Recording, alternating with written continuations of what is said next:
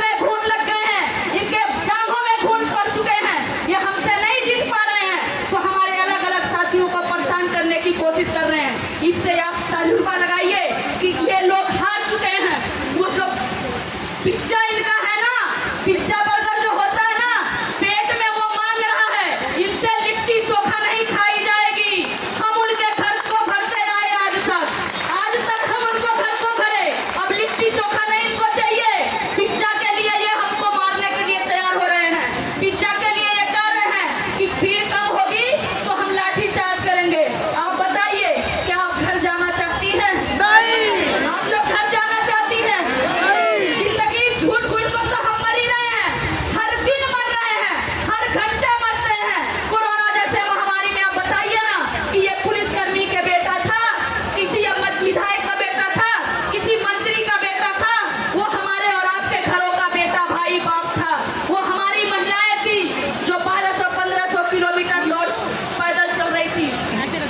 इसलिए साथियों, जरूरत उनको नहीं है, जरूरत हमें है। हमें लड़ना ही पड़ेगा, हमें अड़ना ही पड़ेगा।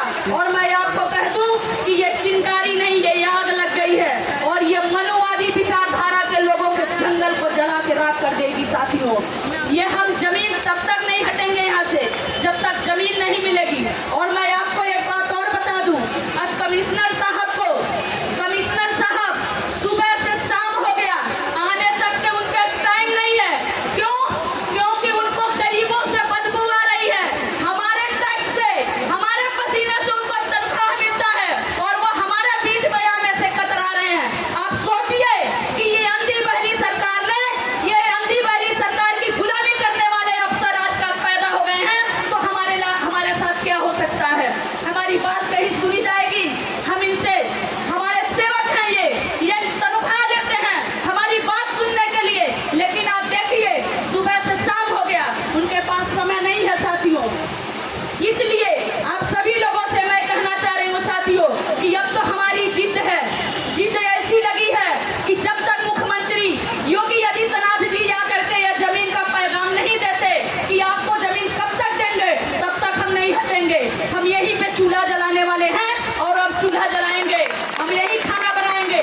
लाठी चार्ज करना है, जितना तुम्हारे लाठी में दम है तुम लाठी चार्ज करो, हम लाठी छाते साते रहेंगे, तुम्हारी लाठी टूट जाएगी, लेकिन हम आंदोलन नहीं छोड़ेंगे। सीमा खत्म जिंदाबाद, सीमा खत्म जिंदाबाद।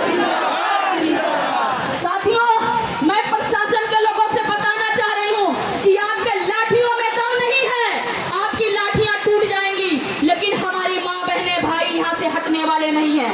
आप जो सोच रहे हैं